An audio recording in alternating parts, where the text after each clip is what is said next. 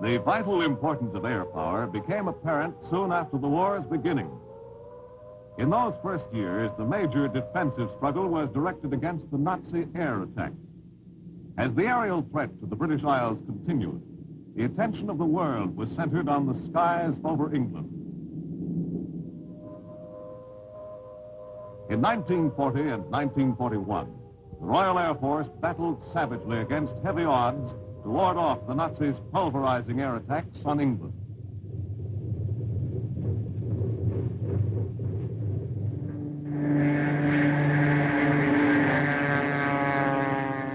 In the epic Battle for Britain, everyone in England turned to and worked ceaselessly in the struggle against the powerful Nazi air offensive.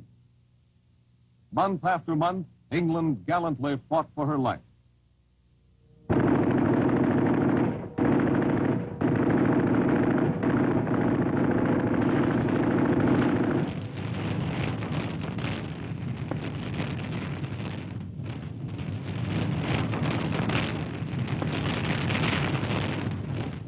The Luftwaffe hammered England without let-up, but the RAF fought back with every plane at its command.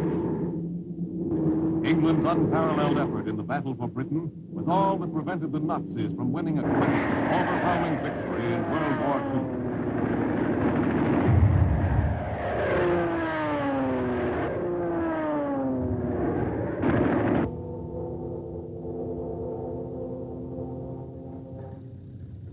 After the United States became actively allied with Great Britain, the English scene took on a new complexion.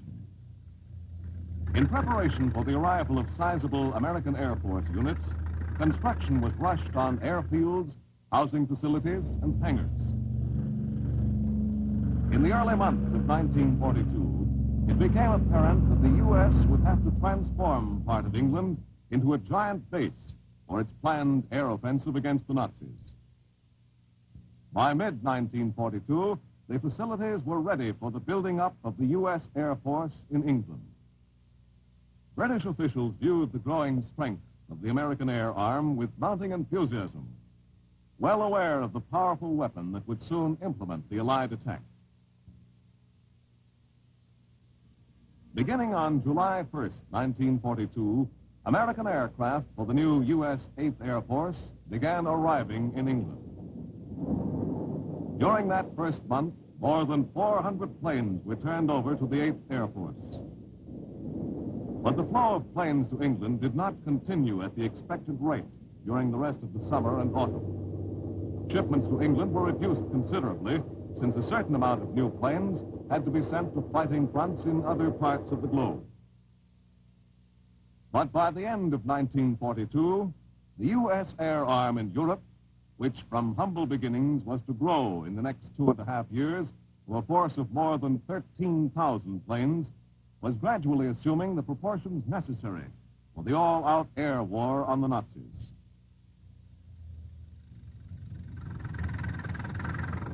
Harassing the Nazis from the south were the U.S. Air Force units in the Mediterranean. The importance of Mediterranean bases for furthering our bombing campaign against central Germany was always a factor in the development of plans. On August 1st, 1943, a special bombing effort was carried out from an African base against the Ploesti oil fields, the most important single source of natural oil available to the Axis. The attack was conducted at treetop height, and every crew was briefed to bomb a particular facility in the great installation.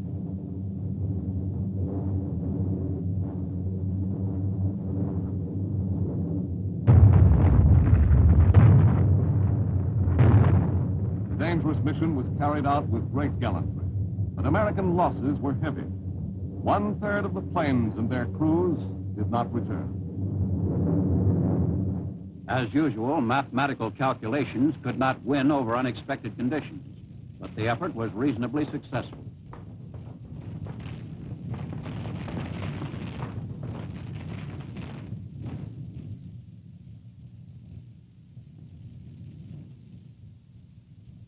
The effectiveness of the raid was later estimated at 42.5% of production wiped out.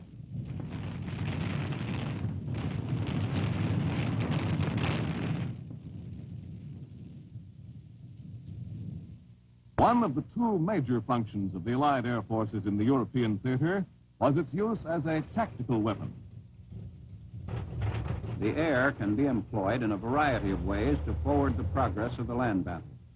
One of these was to attack the enemy's supply lines. Destruction of bridges, culverts, railways, roads, and canals by the air tends to isolate the force under attack. In several crises of the European campaign, the air flew more than 10,000 combat sorties per day as its share of the ground air battle.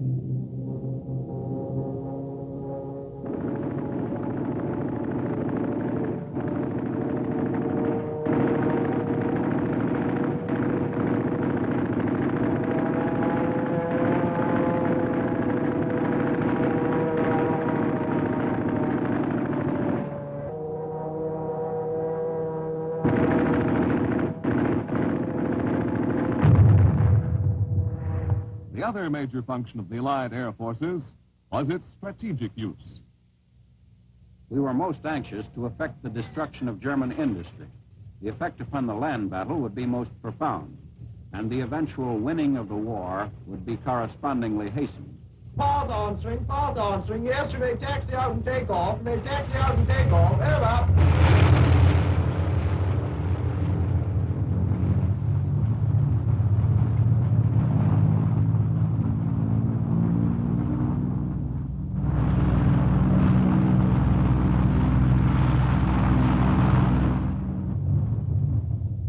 The British strategic bombing operations were usually begun at dusk. Their experience had driven them to bomb only at night. Otherwise, they suffered unsupportable losses. We believed that this was due to the fact that British bombers were designed for range and weightlifting at the expense of speed and defensive firepower.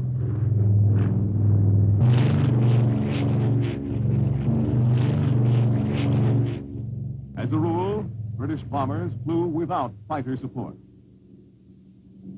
Beginning soon after its victory in the Battle of Britain, the RAF launched its all-out offensive against the heart of the enemy's homeland. These attacks grew in intensity. But as the war progressed, the Germans' defense against the British night raids grew more effective. Achtung! Hey, drei Viertel! Weiter! 31! Feuer!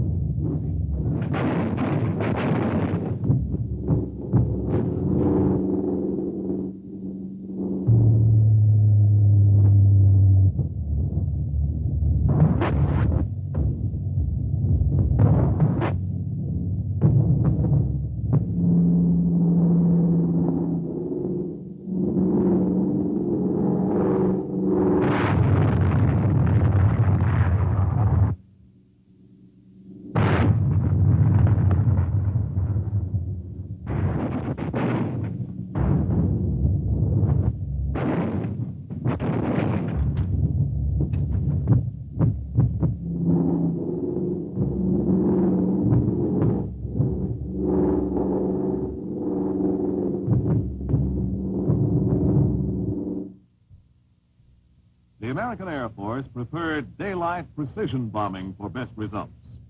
In our mounting offensive against the Nazis' European fortress, Allied commanders plotted both night and day air attacks.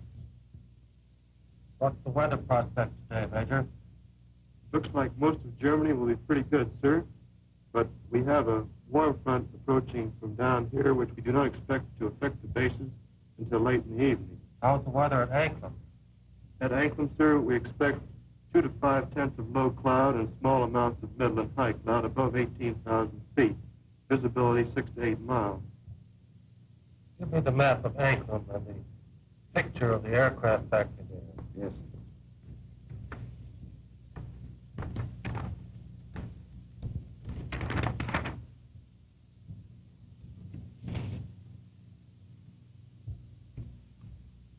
We will attack Anklam with 2 combat wings. Shipyards. American bases in England were centers of constant activity. The daytime raids against targets deep in Germany required quick but thorough servicing of planes the night before. in addition to the loading of the all-important bombs, which would soon be dropping into German war plants.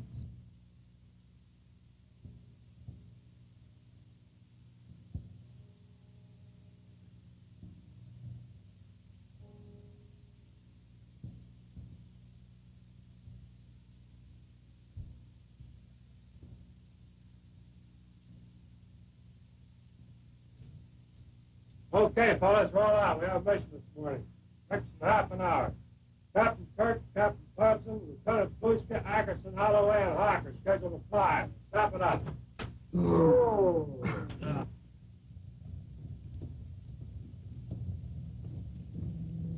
Before each mission, the crews participating were given a final, thorough briefing on every relevant detail of the operation. Though these raids over Germany soon became an accustomed part of the airmen's routine, each mission presented new special problems, and each briefing held the flyers' complete attention. The target for the day is Anklam. Specifically, you are to destroy the Arado factory. This plant manufactures aircraft components, principally wing and tail assemblies for the Focke-Wulf 190. The parts are then shipped to New Brandenburg. The Anklam raid was typical, in general, of an important American operation over Germany. The takeoff from 8th Air Force fields in England was scheduled for the early morning of October 9th, 1943. 4 other combat wings of the same group were hitting Marienburg and Gdynia. 2 combat wings were assigned to the Anklam attack.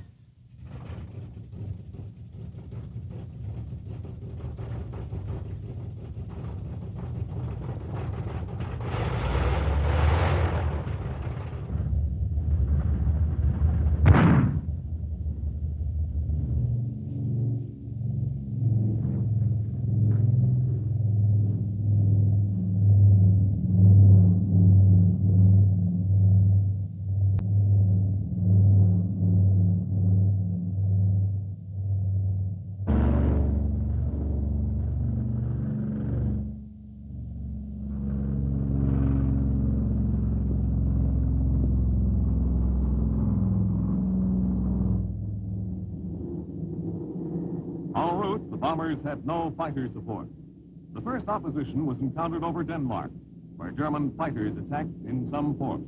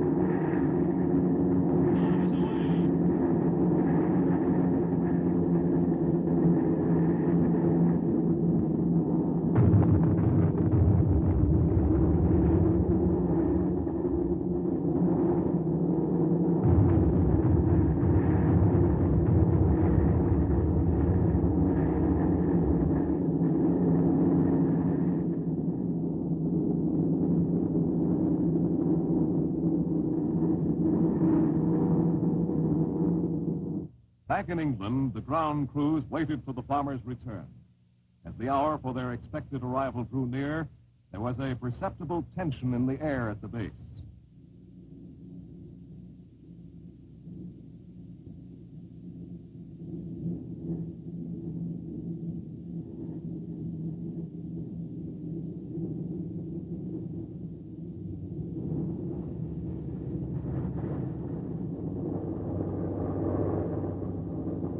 Losses were somewhat higher than usual.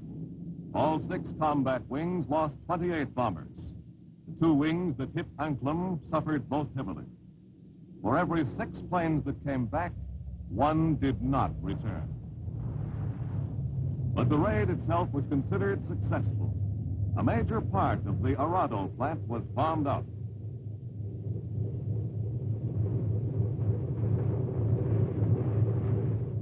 First order of business for the airmen immediately after landing at the base was a review of the mission with intelligence officers.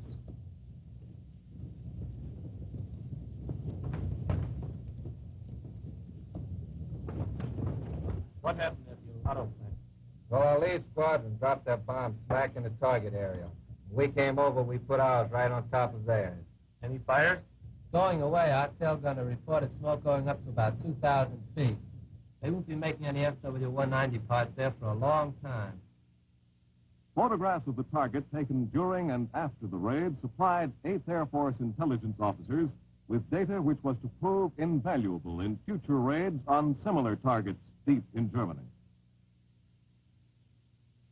We shared the conviction that through an overpowering air force, the Germans' defenses could be beaten down or neutralized, his communications so badly impaired as to make counter-concentration difficult, and his air force swept from the skies. The growth of American air strength in Europe and the Mediterranean was stupendous. Between our entry into the war and the German surrender, our fighter planes had won superiority over the Luftwaffe, and our bombers had penetrated every defense which the German had raised against them.